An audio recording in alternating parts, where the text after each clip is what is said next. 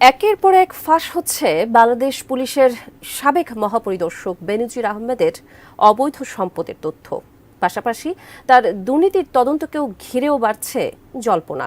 এর মধ্যে দুদকের আবেদনের প্রেক্ষিতে আদালত তার নিজের ও পরিবারের সদস্যদের ব্যাংক হিসাব জব্দের নির্দেশ দিয়েছেন। তবে বেনজির তার আগেই নাকি বিভিন্ন ব্যাংক হিসাব থেকে প্রায় সব টাকা তুলে নিয়েছেন। এখন প্রশ্ন, কিভাবে এত টাকা তুলে নিলেন পুলিশের সাবেক কর্মকর্তা? জানাচ্ছেন শাহাদাত রিফাত।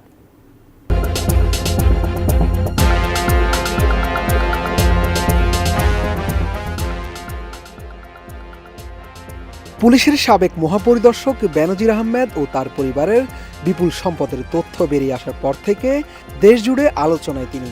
এমন গুরুত্বপূর্ণ পদে থেকে নজিরবিহীন দুর্নীতির জন্য তাকে বিচারের কাঠগড়ায় দাঁড় করানোর দাবি উঠেছে বিভিন্ন মহল থেকে।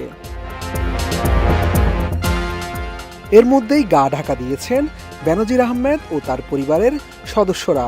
পালিয়ে তারা এখন কোথায় অবস্থান করছেন সে বিষয়ে নিশ্চিতভাবে কোনো তথ্য দিতে পারেননি তদন্ত সংশ্লিষ্ট কেউই। তবে নির্ভরযোগ্য সূত্র থেকে জানা গেছে দেশে নেই বেনজির আহমেদ। সূত্র নিশ্চিত করেছে গত ৪ মে হযরত শাহজালাল আন্তর্জাতিক বিমানবন্দর থেকে সিঙ্গাপুর এয়ারলাইন্সের একটি ফ্লাইটে ২ মে ও স্ত্রীকে নিয়ে দেশ ছাড়েন পুলিশের সাবেক এই শীর্ষকর্তা। দুদক বলছে তারা বসে নেই, নামে বেনামে অবৈধ সম্পদের খোঁজে কাজ করছেন তাদের অনুসন্ধানী দল।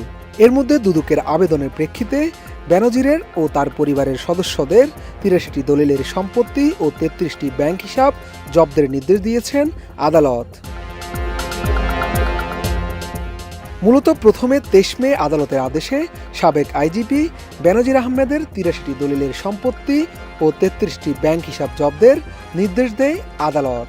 পরে ২৬ মে আদালতে বেনজির আহমেদ ও তার পরিবারের সদস্যদের নামে ১১৯টি জমির দলিল, ২৩টি কোম্পানির শেয়ার ও গুলশানে ৪টি ফ্ল্যাট জব্দের আদেশ দেন। এরপরই কার্যকর শুরু হয় জব্দের আদেশ।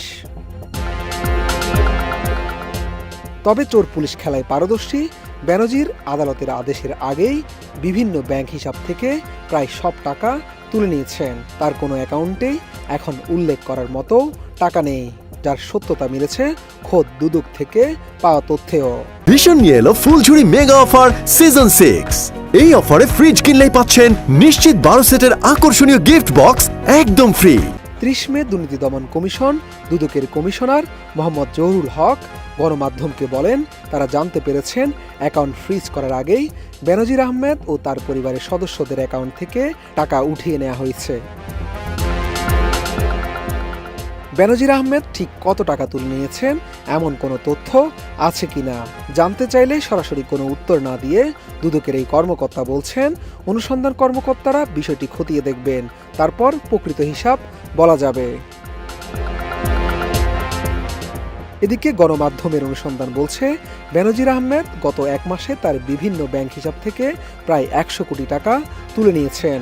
মূলত ৫০টি বিভিন্ন মেয়াদী আমানত এফডিআর থেকে এ টাকা তুলে নেওয়া হয়েছে।